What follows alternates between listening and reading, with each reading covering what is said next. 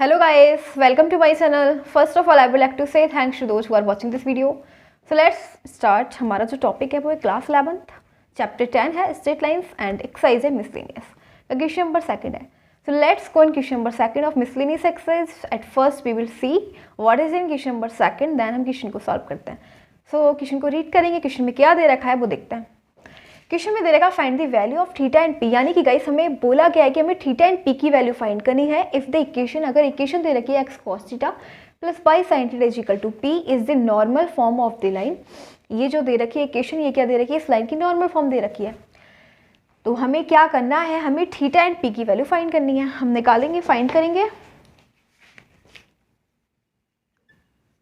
Answer second, x cos theta plus y sine theta equals to में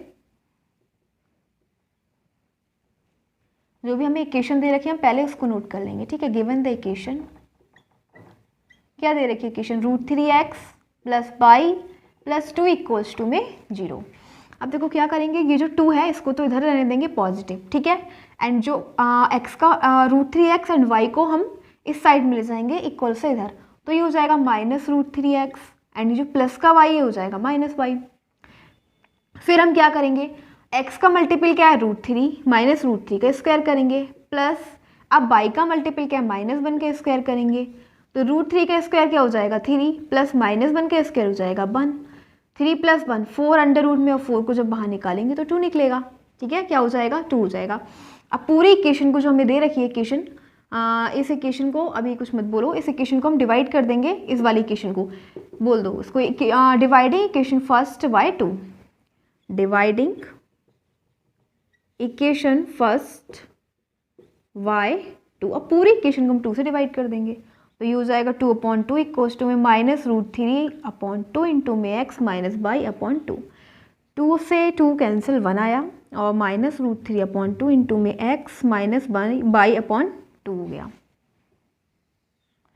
ठीक है, अब देखो हमारे पास आ गया. अब हम इसको ऐसे लिखेंगे -√3/2 इंटू में x प्लस -1/2 इंटू में बाई और इक्वल्स टू में 1.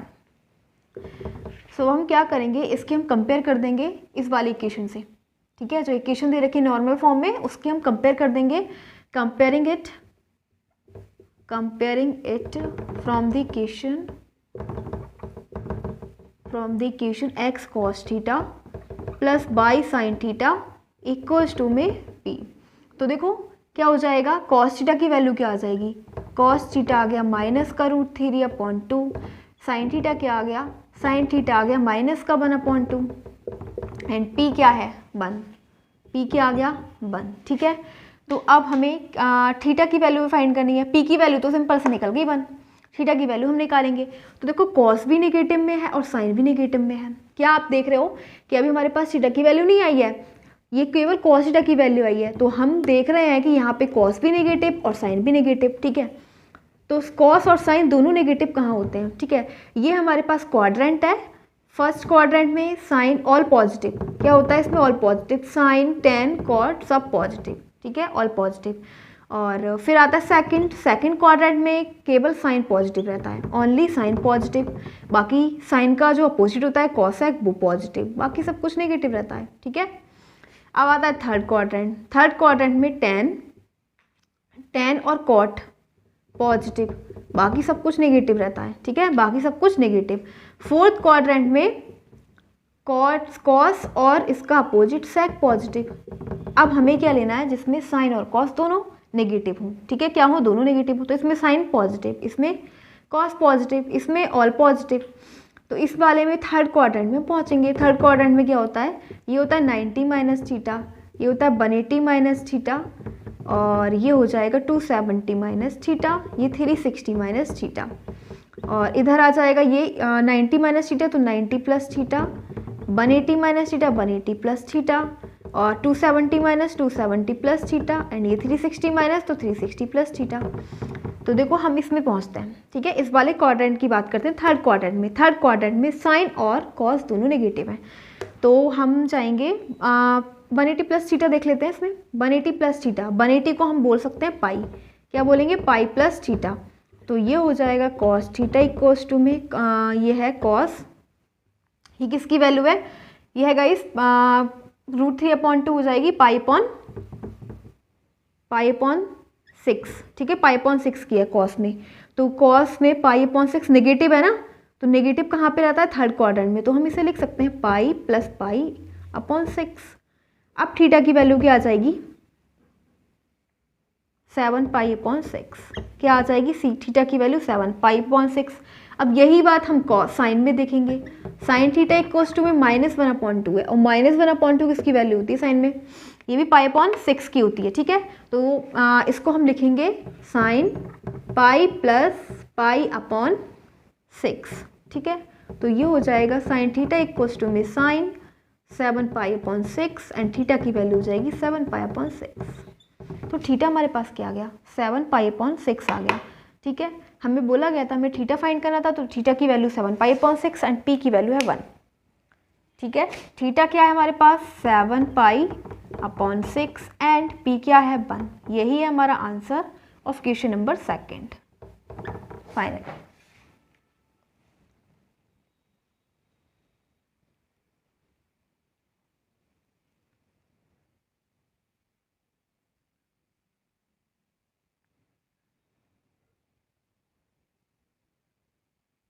Now let's go on question number 3।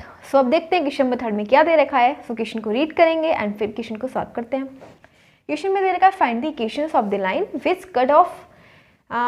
Cut off intercept on the axis whose sum and product are 1 and -6 respectively. यानी कि गाइस हमें क्या करना है, find the equation of the line, हमें लाइन की इक्वेशन फाइंड करनी है which cut off intercept on the axis, जिसकी कट ऑफ इंटरसेप्ट एक्सिस पर जिसका सम दे रखा है, सम एंड प्रोडक्ट दे रखा है 1 एंड -6 रिस्पेक्टिवली।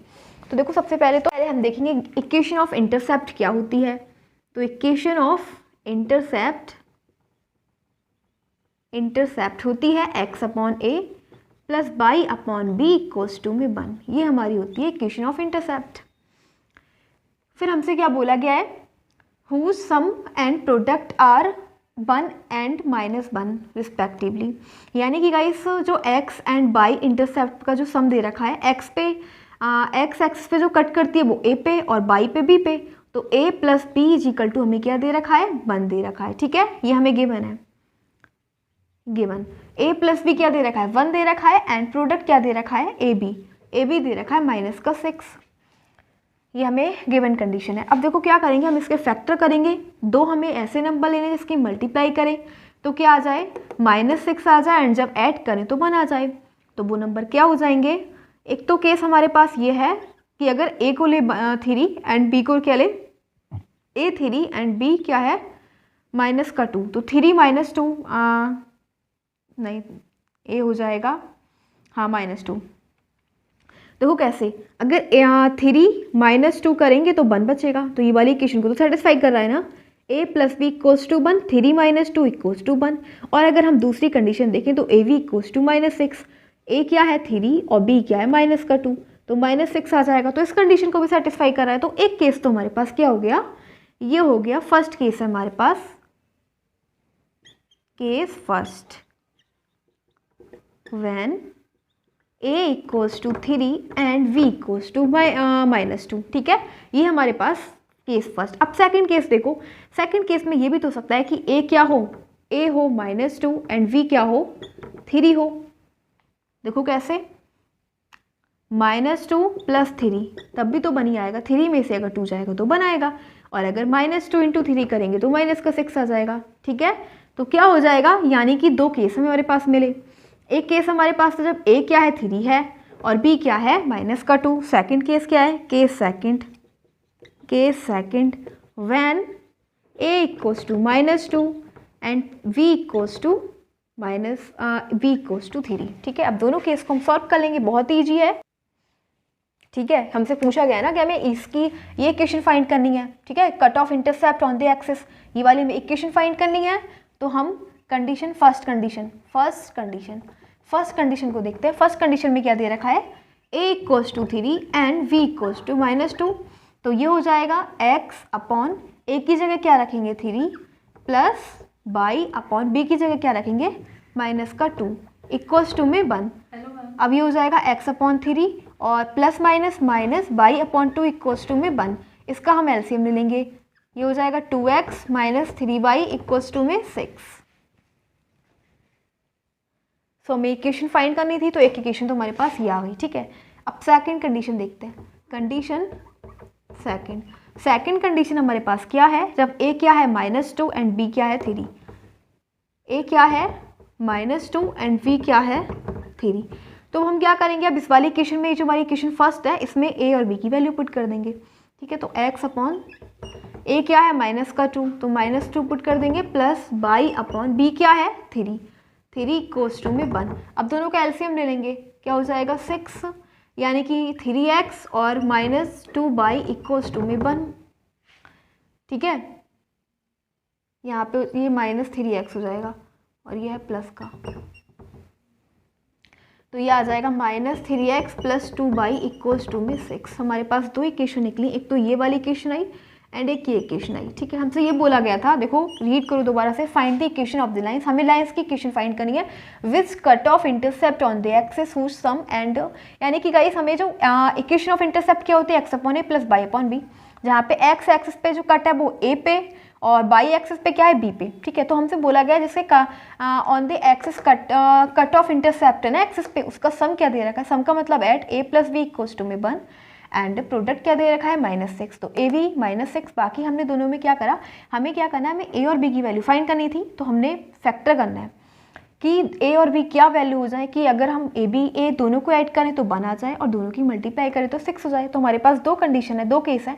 एक तो जब a की वैल्यू क्या हो 3 एंड v की वैल्यू -2, ठीक है। तो 3 × -2 क्या हो जाएगा -6 एंड दोनों को ऐड करेंगे तो 1 आ जाएगा, क्योंकि 3 में से 2 जाएगा तो 1 बचेगा। सेम सेकंड कंडीशन हमारे पास a equals to -2 and v equals to 3।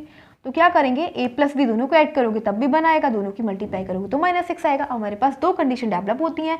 Condition first कि अगर a क्या हो 3 एंड b क्या हो -2, ठीक है। तो हमने क्या करना है, बस केवल इस वाली इक्वेशन में a और b की वैल्यू पुट कर देनी है और ये वाली हमारे पास इक्वेशन आ गई। सेकंड कंडीशन में हमारी ये वाली वैल्यूज थी, तो इस वाली इक्वेशन फर्स्ट में हम वैल्यू पुट कर देंगे, दोनों इक्वेशन आ गई एंड ये हमारा इक्वेशन हो जाता है कंप्लीट।